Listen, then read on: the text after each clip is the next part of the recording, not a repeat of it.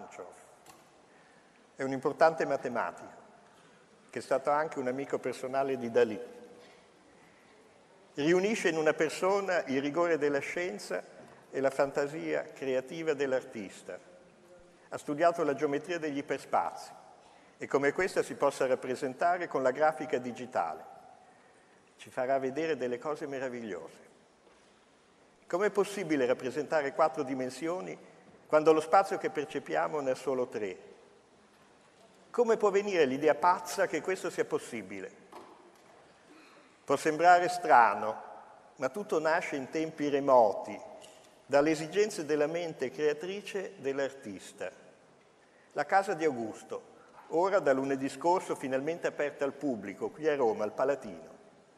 La stanza delle maschere, un affresco meraviglioso, uno spazio angusto, 5 metri per 3, illuminato da colori ancora intatti e reso grande dalla prospettiva.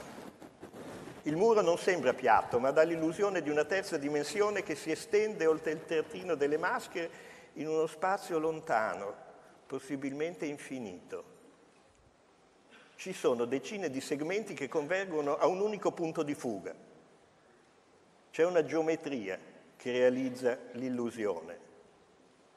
L'ottica di Euclide, siamo nel III secolo a.C., contiene le basi teoriche necessarie per fare questo. Poi tutto si dimentica, si perde, si brucia nelle distruzioni delle guerre. Nel Rinascimento la prospettiva rinasce ma su altre basi. Leon Battista Alberti sarà il primo a scriverne nella prima metà del 400. Piero della Francesca ne farà vera scienza. Nel libro Le geometrie della visione, scritto da Laura Catastini e da me, ricostruiamo questa avventura di nascita, morte e rinascita, da Euclide a Piero della Francesca. Nasce nelle scuole e per le scuole questo libro, per portare nelle scuole una matematica bella, che si sposi coi tesori del nostro Rinascimento. Dal quadro che è piatto ricostruiamo una nuova dimensione, la profondità, fino all'infinito dove c'è l'orizzonte. Dal quadro che è piatto ricostruiamo una nuova dimensione, fino all'infinito. Ecco il logo del mio dipartimento, un logo tridimensionale per rappresentare un oggetto a 4 dimensioni, un ipercubo, proiettato, disegnato, scolpito dallo scultore Attilio Pierelli nello spazio tridimensionale. Come poter immaginare la 4ª dimensione? Come vederla nella nostra mente? Tra un momento il professor Thomas Banchoff ci farà vedere come lui e Dalì riescono a penetrare con una immaginazione coerente negli iperspazi.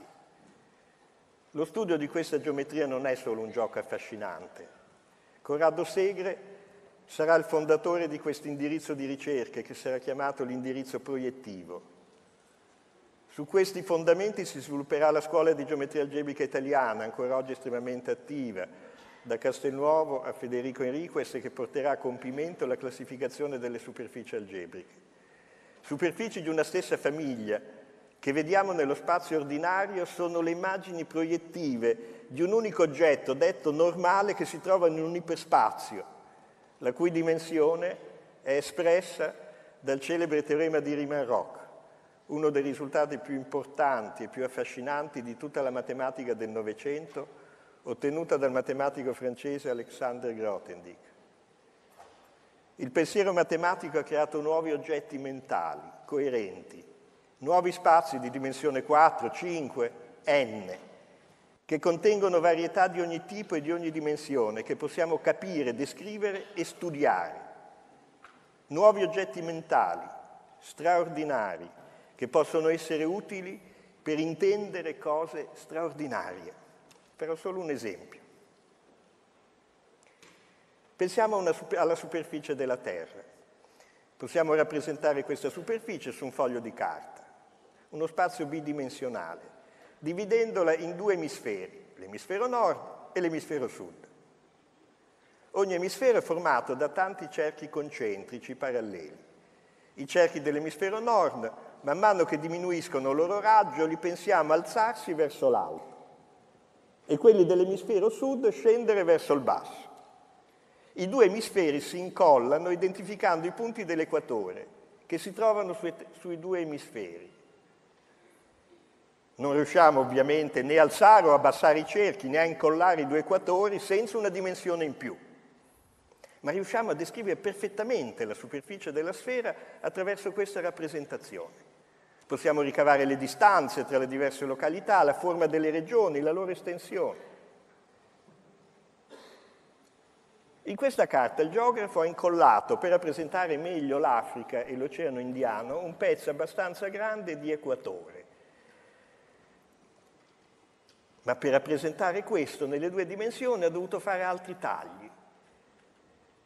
Ha rappresentato meglio come l'Africa si unisce nella parte nord e nella parte sud e questo pezzo di Oceano Indiano, ma ha dovuto fare dei tagli in queste direzioni per poter dare l'idea di questa superficie che si incolla. La superficie della sfera è un oggetto matematico ben definito con una precisa carta d'identità, si chiama S2, si indica col simbolo S2 ed è una varietà illimitata, finita di dimensione 2, un oggetto chiaro, semplice. Analogamente, possiamo rappresentare una ipersfera con due semi-ipersfere, A e B. Le semi-ipersfere le capiamo bene, ognuna è formata da tante superfici sferiche concentriche. Ma per formare una ipersfera dobbiamo immaginare di incollare A e B lungo la sfera equatore, quella azzurra. Per poter fare questo abbiamo bisogno di una quarta dimensione. Con 4 dimensioni ne abbiamo 3 per rappresentare le sfere e un'altra per tirarle fuori. Possiamo immaginare di alzare in questa quarta dimensione le sfere che formano la semi-ipersfera A, identificare i due equatori e continuare ad alzare le sfere di B fino a ridurle a un punto. Una ipersfera è un oggetto matematico ben definito, con una precisa carta d'identità.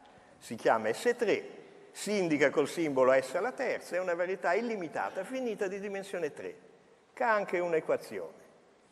Un'equazione semplice, come quelle che si studiano a scuola, solo che mette in rapporto 4 variabili invece che 2 o 3, x, y, z e v.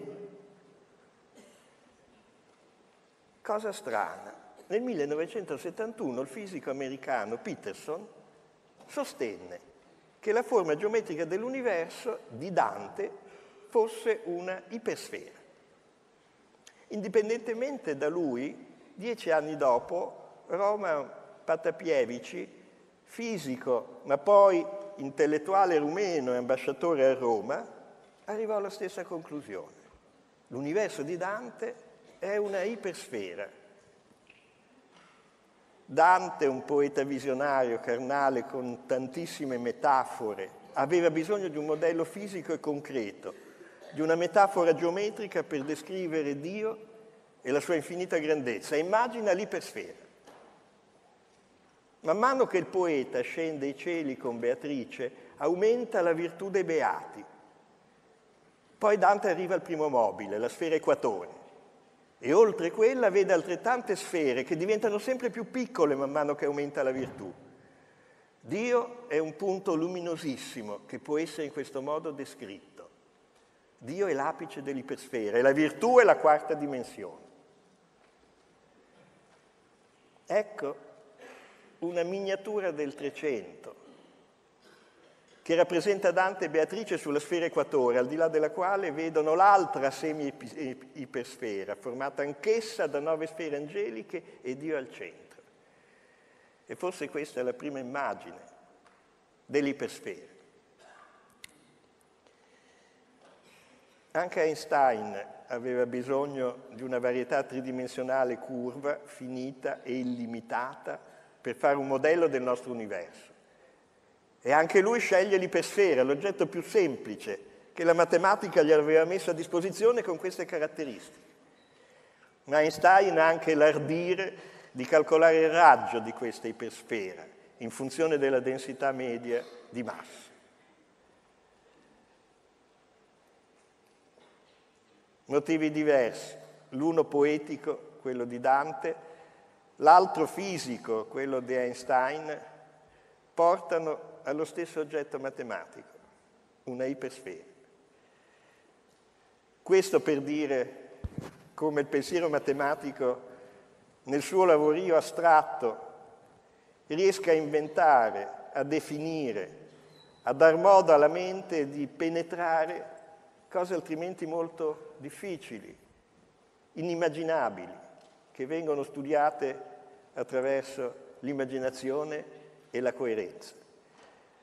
Gli iperspazi sono uno di questi temi importanti della matematica del Novecento, non solo in fisica, non solo in geometria, ma anche nell'arte. E di questo Dalì è sicuramente un meraviglioso testimone. Grazie.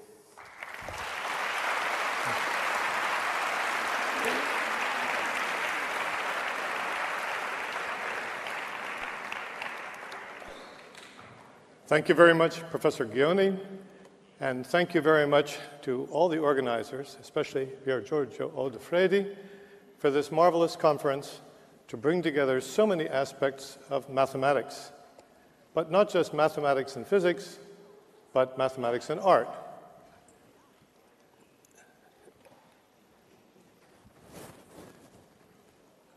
The fourth dimension and Salvador Dalì.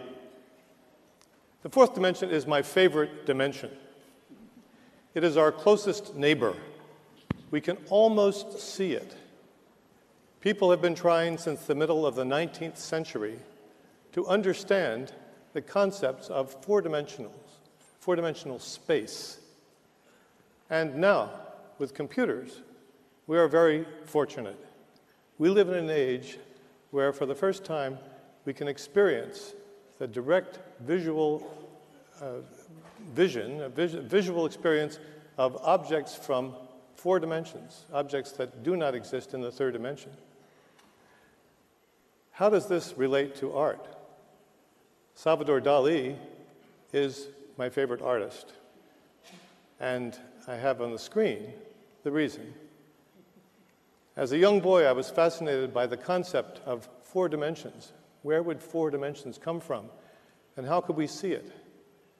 At that point, in 1954, Salvador Dalì painted what I consider one of the most exciting paintings because it brings together religion and philosophy and mathematics in ways that make us think about all these subjects in totally new directions.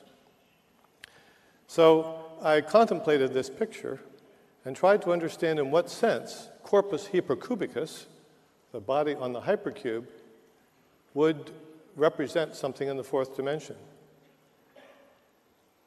Fortunately, sooner or later, I was able to answer the basic questions. The first question is, how did he put it together? As you study an artist, you realize how he or she works, and putting things together, putting a composition, requires special talent and special understanding. The second question is, what were his sources? Where did he first see this object? The third question is, why did he do it? Why did he paint this?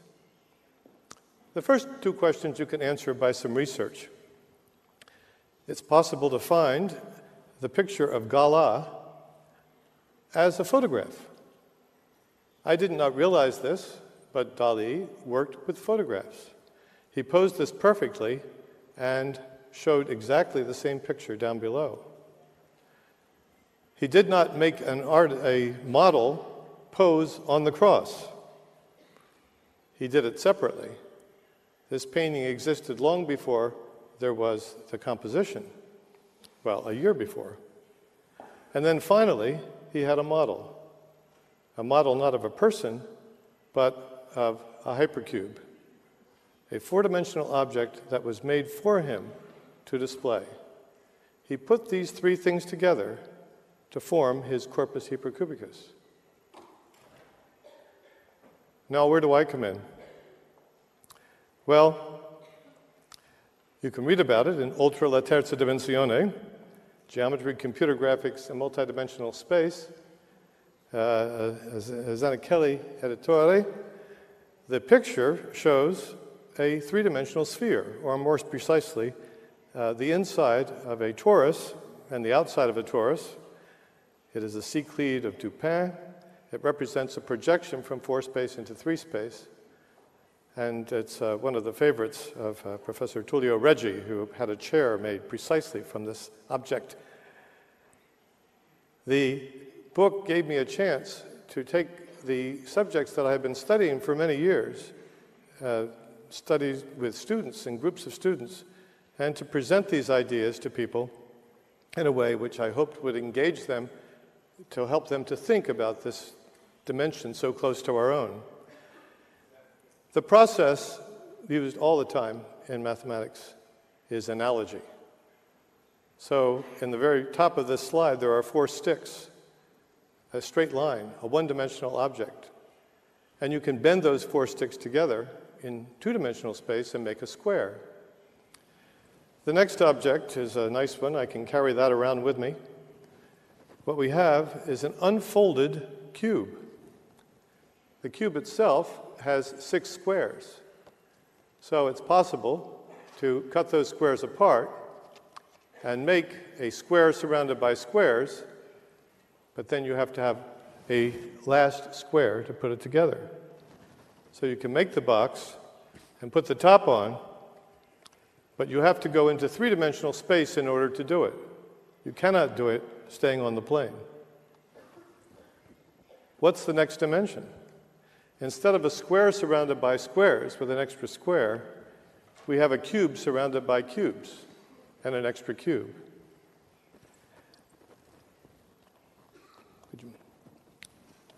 When I was writing my thesis at the University of California with Professor Chern, I had to study surfaces in 4, 5, and 6-dimensional space. It was easy to write the equations, but to try to interpret these with geometric models was difficult enough.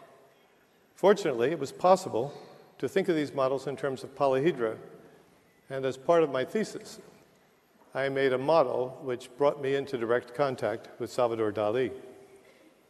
The model is here.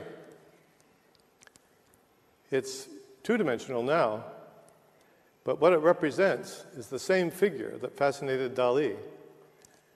All I have to do is open it up. I try to. Yes, and there it is.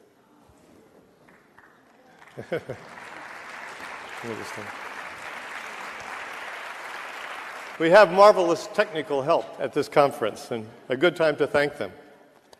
Let me show you again what how this object works. It is a cube surrounded by cubes, and at the end, a final cube. It is a 4-dimensional cube of the same sort that Dalì used, although his was wooden with 8 cubes stuck together. This one has the virtue that you can take it on an airplane without any problem. It has a movement, just as you must take a 2-dimensional configuration and fold it into 3 space. This 3-dimensional configuration comes with instructions. And the instructions are to fold it to 4-dimensional space. This piece should be here, which you can do. And these 2 pieces should be identified here, which you can do. But then this has to be here, and that has to be there. And you can't put it together in 3-dimensional space.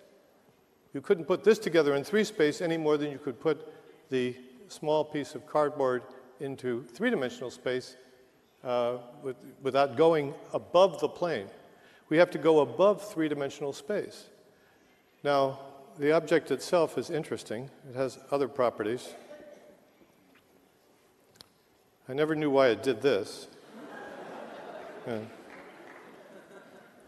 But as it happens, because of this marvelous model, which Chern liked as well, I was able to meet my favorite painter. I've met several artists. This artist was Jose Iturralde, a printmaker, who sent me, this is over the Mediterranean in Barcelona. He said, "I'll bet you don't know that your hypercube flies." So this is a kite made in the hypercube shape. I wanted to find out where Dalí had first seen this image, because in 1954, he made several paintings. One of the most interesting paintings was this one. This painting is not a painting, this sculpture was called the Angelic Cross. And I realized it was made the same year as the other, and why would that be? I was able to visit the Salvador Dalì Museum and see the books which Dalí used as a student. And one of the books that was in this museum showed this particular picture. A cross, a vide, a hollowed-out cross of the same sort of exercise that Da Vinci had done and many other artists. But it's no surprise that this becomes the same figure for Dalí. That was interesting enough, but this astounded me. In the same book, there is a picture of a cross seen from two directions, and then a double cross, double croisson. And I'm certain that this is the first place that Salvador Dalí saw the cross, which ultimately became the symbol in one of his most famous paintings. This cross is an exercise in geometry, of perspective. And I'm certain that the artist who wrote the book did not realize where it was really from the fourth dimension. Because the book was written by Edmond Sébastien Jorat in 1750. I was able to buy a copy of the book,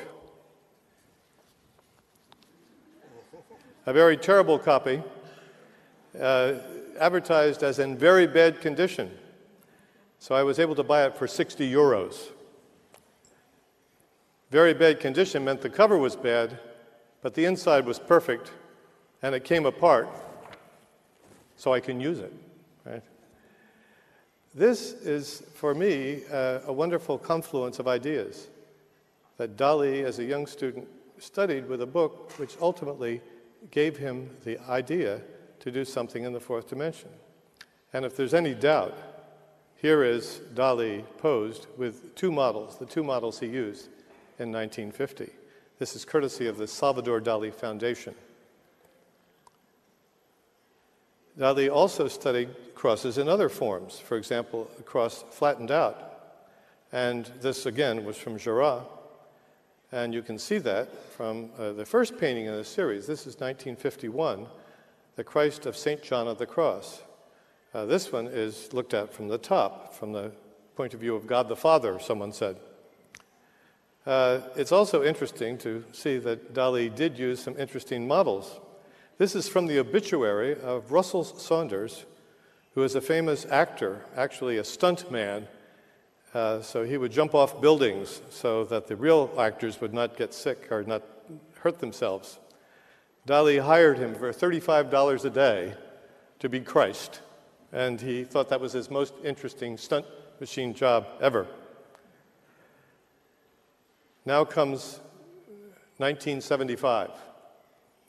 I gave a lecture in in Washington, D.C., and I was interviewed.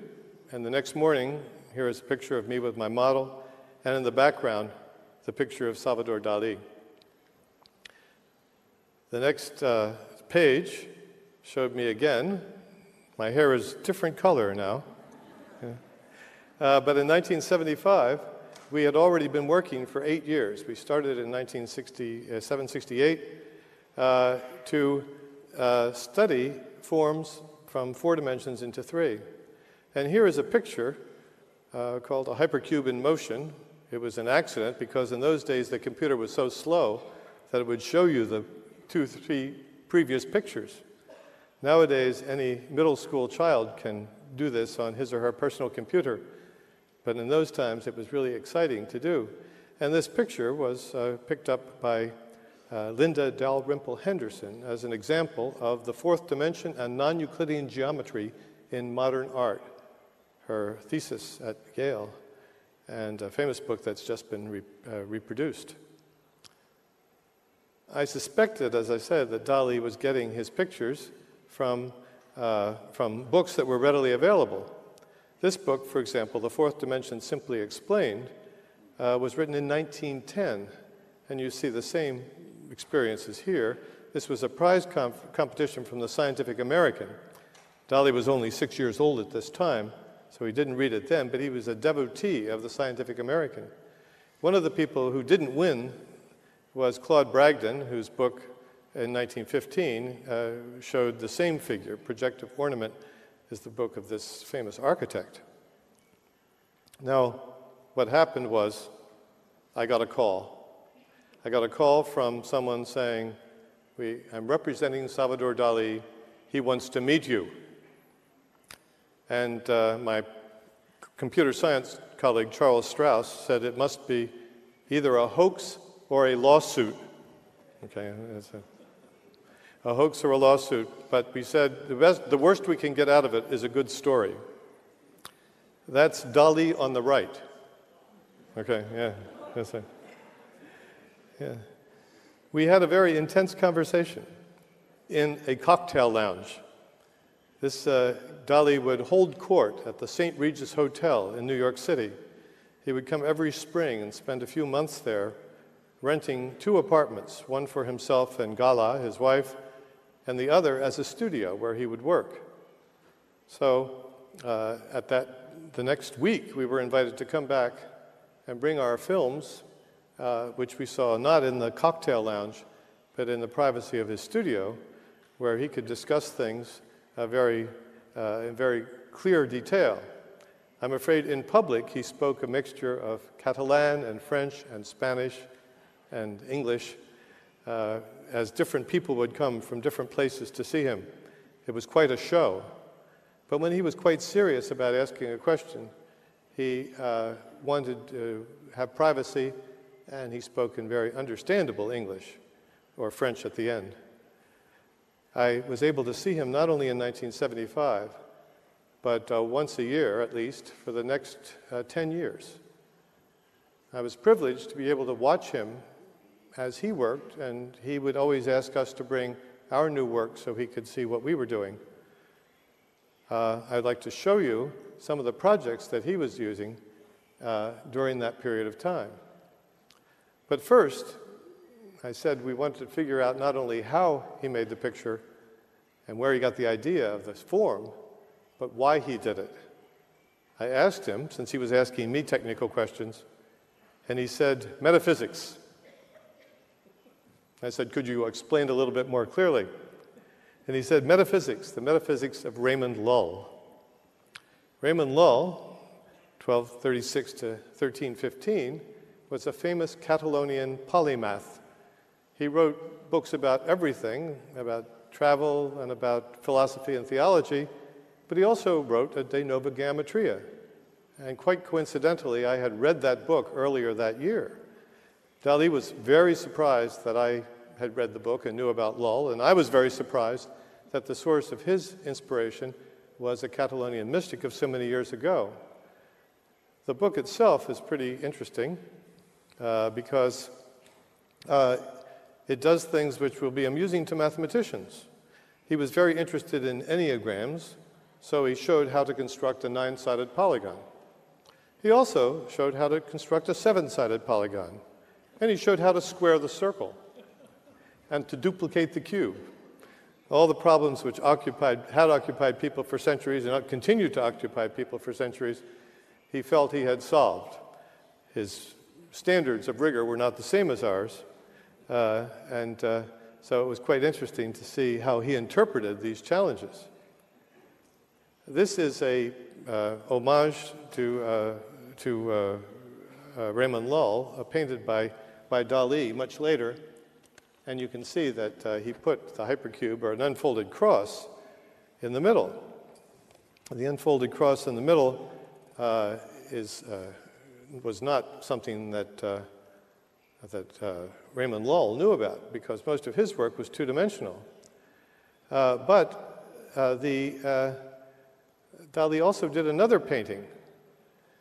And the painting is quite strange, because if you look on the web, you can see all of Dalí's paintings in a beautiful gallery. And two of these paintings are listed right after another, and they have a very similar title. And there's a reason why they should have a very similar title, which I suppose everybody can see. It's the same painting. It's mirror reversed. And the person who was making the collection didn't realize that it's mirror reversed and twisted. So it's a 180-degree twist around and lit from another point of view. It's very thick. So it's Dalí's total list of paintings should be one less, unless you count the 180-degree rotation as a totally different painting. I'm afraid that a number of the people who work with Dalí don't know too much about mathematics. 3 centuries after Raymond Lull was another Lullian, a disciple of Lull, Juan de Herrera. Dalí was telling me this story of how he saw himself as moving from the 2 dimensions of Lull to the 3 dimensions, through the 3 dimensions of Juan de Herrera. Juan de Herrera was the architect who, here are some of his 3-dimensional Kabbalistic symbols, and here is El Escorial, because Juan de Herrera was a 3-dimensional architect who finished El Escorial in Spain. Dalí, since he enjoyed the work of Juan de Herrera, made a painting for him. And this is titled, apropos of the treatise on cubic form, because Juan de Herrera wrote, in the spirit of Lull, a 3-dimensional treatise on the 3-dimensional cubic form, and in 1960, Dalí painted this.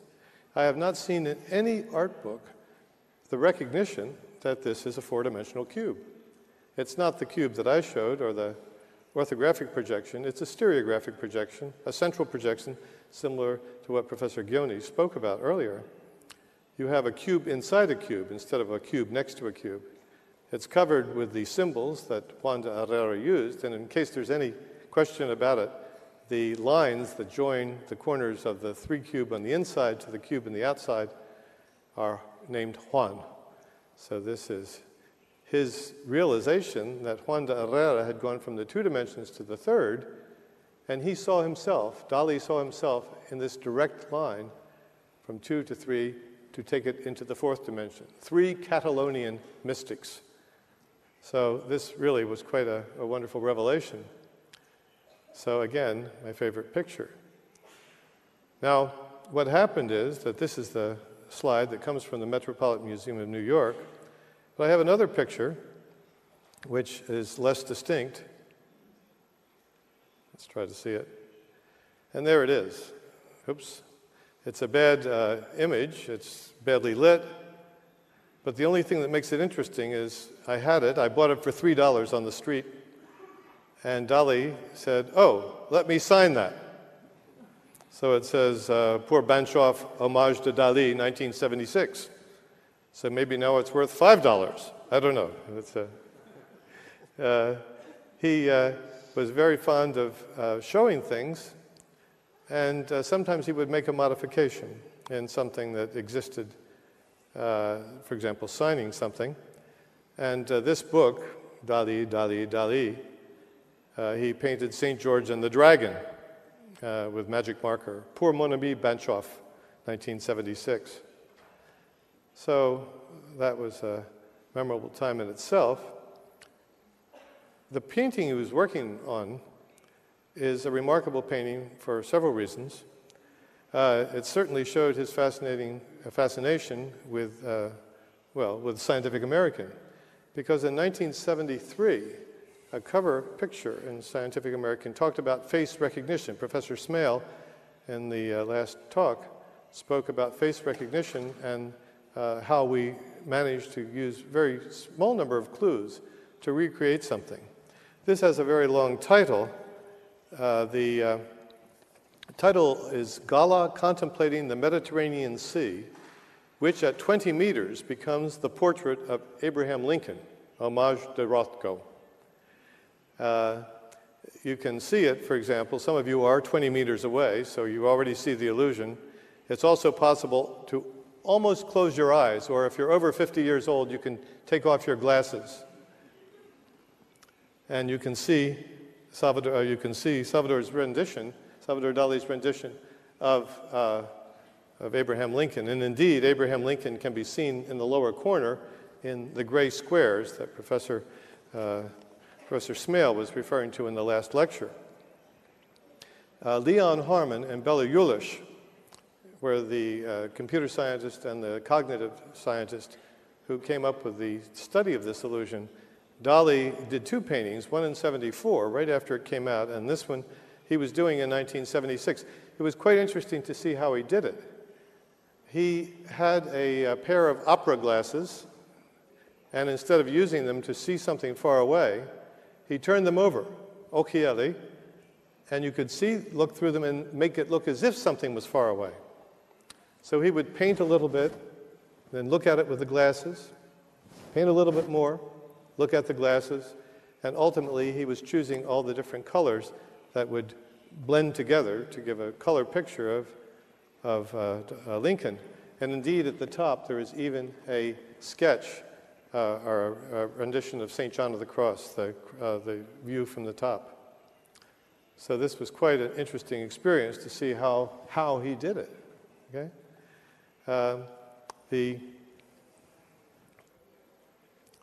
He, of course, had already done a number of other pictures of the same sort of thing. Back in 1956, at the time he was doing this series of religious paintings, he did the skull of Zurbarán, which is in the Guggenheim Museum in Washington, D.C., unfortunately in a round gallery, so it's impossible to get even 20 feet away from it, let alone 20 meters. So you have to really close your eyes to see the effect. But again, a famous two-dimensional illusion which becomes a three-dimensional illusion.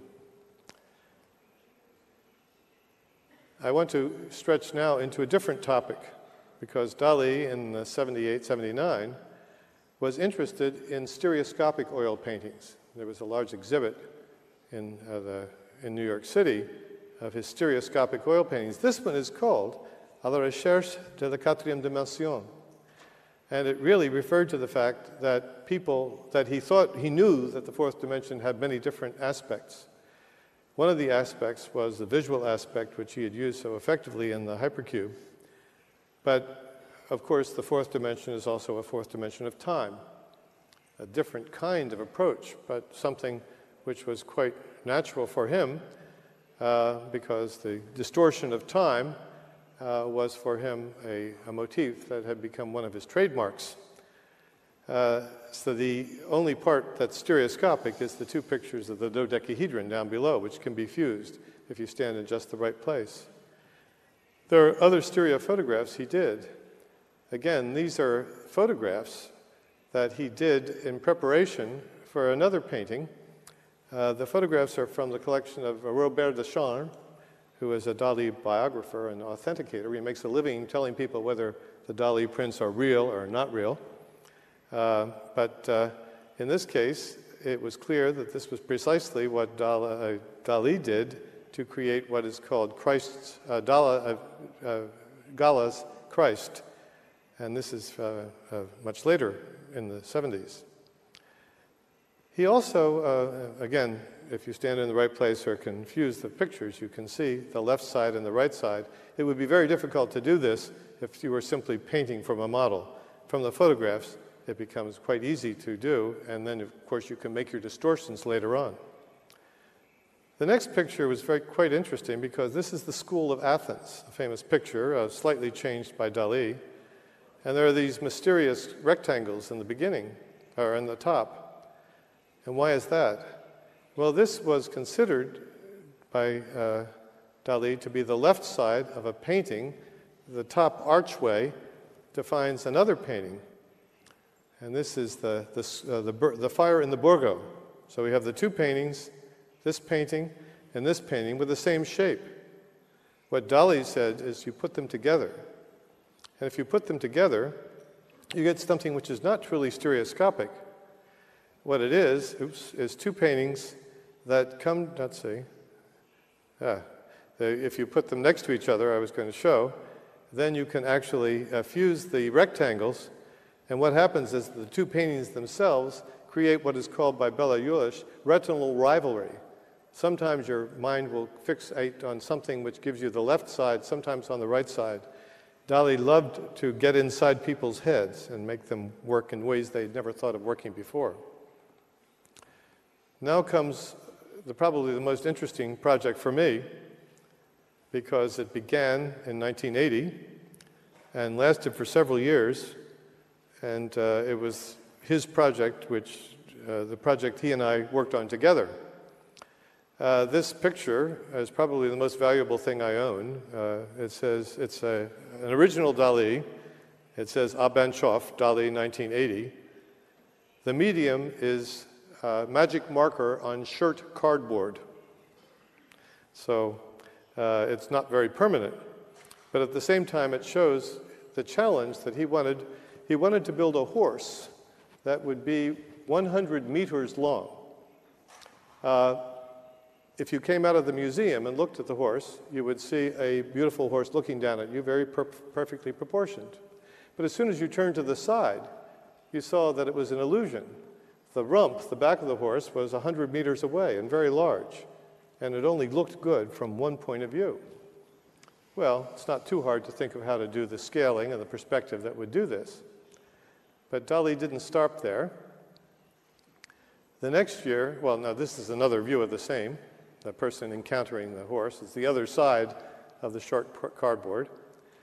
But the next year, when I saw him in New York City, he had a new idea. And the idea was that it should not be a 300-meter horse, it should be a 300-kilometer horse. It should travel, this is Toledo in the background, the shoulders would be very far away, and the rump would be on a mountain, okay? The following year, he was a bit ill, and very few people saw him, but he wanted to see me in Paris when I was there, because he had another idea. And the idea is that the horse should now travel not 100 kilometers, or 100 meters, or 100 kilometers, but from the Earth to the moon. Okay? The shoulders would be on a mountain, and the rump would be on the moon, so you could see it not only from the right position, but at the right time. So space and time. A beautiful concept. It was fairly clear to me, and to him, I'm afraid, that it would never be built. But of course, it was easy to build the model, and it was not difficult to scale it at each stage to the next stage. I'm just showing how one of the primitive things that we did at the time for him, he sent us a sculpture so we could show it from different points of view. When we were at the Victor Emmanuel statue yesterday, we were told 27 people could get inside the statue of the horse. And this is what the world looks like from the inside of a horse. Okay? Inside of a horse. Got it? Okay. Now, I told to my students the horse would never be built. But you can't say that to a student. If you tell a student it can't be done, the student does it. Okay? So for a final project, 3 of the students built this beautifully proportioned horse out of paper mache.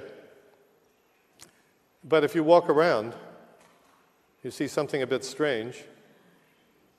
And if you walk further, you see it's 3 pieces, and indeed, from the side, it stretches out over a couple of meters.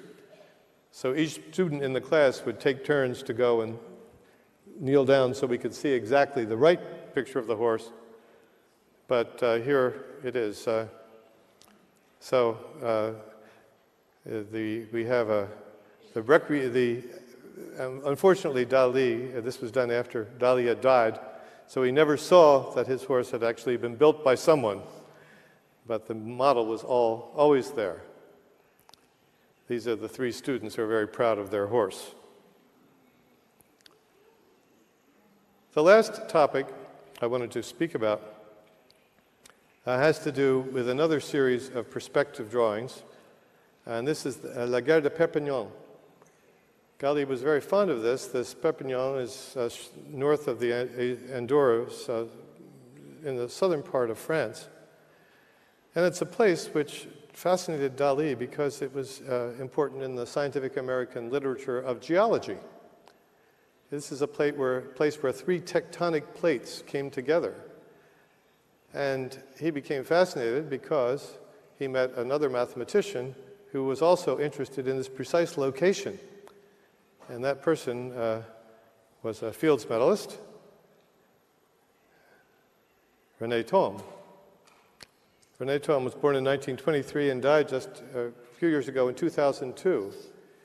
He became a friend of Dalí, and Dalí was very fond of his work, especially because he loved the forms that came out of the mathematical theory of catastrophes. Catastrophe theory had a sort of uneven history. It began in engineering and mathematics. It moved off into some other areas where people found some complaints about it, but there were never any complaints about the fact that in mathematics it represented the theory that explained qualitative change that takes place from small perturbations of initial conditions. And René Thom was certainly the one who pioneered that. The picture here is from a famous set of slides by Christopher Zeeman, who, again, was a very good expositor of the geometric aspect. He shows the position of marbles in a set of curves, the quartic curves, which lead to a catastrophe surface, which has these cubic curves in it. Now, Dalí found that cubic curve and the catastrophe surfaces to be quite beautiful. And indeed, he painted this in 1983. I've been told that every time you show an equation, you lose half your audience. But here is an equation, because this is called the subduction of Europe. It's a joke in a sense, like the seduction of Europa. But the subduction of Europe is the picture of the tectonic plates meeting at the base of the Gare de Perpignan. And here are the equations that provide that. He also studied it with respect to another of his famous figures. He had a cello with him in his studio. The cello became a central figure in a number of the paintings that he did toward the end. And of course, we have a famous curve that you find in a cello. But it's clear that Dalí at this point was playing with the cubic curves and the elongated S from the cello. Again, mathematics, art, and music together. I was able to visit Dalí in 1983. This was 83. And the reason I say is this is one of the few times that he posed for a portrait at that time. He was very thin.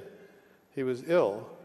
He wore a heavy jacket. His wife had died earlier, and he moved to Poubal, which was the castle he built or obtained for his wife. He's standing in front of a door. But as a matter of fact, it's not a door, but a picture of a door, which is painted on the wall, Trompe-l'œil. And he's standing in front of the painting that he was working on. It's not even complete at this point. The detail shows something quite interesting in it, because you can see that he's working with the cello. Again, the cello was right next to the easel, was the cello. So he has the picture there. He has the elongated S. It looks like his canvas was too small and has shrunk and was pulling away, but of course it's a picture of a canvas pulling away. In the middle you see Dalí's mustaches, and you see an S curve, but that S curve is the cubic curve, which leads to the so-called swallowtail catastrophe. This is the tail of the swallow, and becomes for Dalí also the symbol of the chalice. So for him it was again bringing religious themes together with mathematical themes.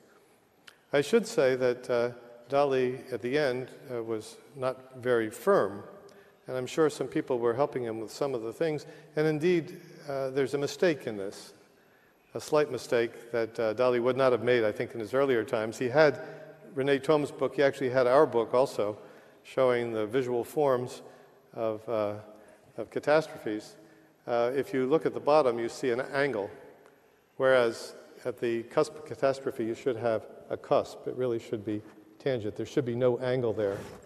The form is the same, and that was what interested Dalí, but in the earlier days, I think he was more meticulous. I'd like to show a coda, and that is from 2004. Dalí was born in 1904, so 2004 was the year of Dalí. And in Spain, and in particular in Figueres, there were many exhibitions. In particular, there was a great exhibition at his museum, the Dalí Museum.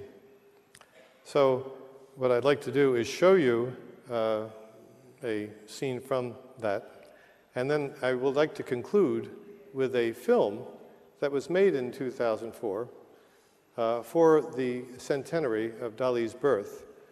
I'm only going to show a short portion of the film. The film was a documentary of 1 hour, but there's 8 minutes about mathematics. In particular, you'll see that in the film, the people who divined the idea wanted to find something that hadn't been done. So many things had been written about Dalí, but they decided to do something about his relationship with scientists and mathematicians. In particular, there was a rather large conference in 1987, which brought together, much in the spirit of Festival della Matematica, scientists and mathematicians, and Dalí was very happy about bringing René Thom there, and there were other Nobel Prize winners, including Ilya Prigogine, and he was very happy to set up a debate between Prigogine and Thom, which he enjoyed immensely, and brought people to see him in his quarters because he was really too ill to go to the main place. But he showed this wonderful interest in science right up to the end. So again, I'll show that at the end, but let me finish the slide portion of this by showing you what happens in the Dalí Museum. I encourage you to go to Figueres, because if you go, you can see all the main figures I spoke about. When I showed Dalí my hypercube, he liked it very much and said, "I may have this." It wasn't a question. It was, "I may have this." And he explained that he had just built his museum in Figueres in Catalonia, and he wanted to have a display of the moving hypercube. So you can see the hypercube. It's made out of shiny metal, and you can see the actual wooden cube that Dalí used as the model that he was holding.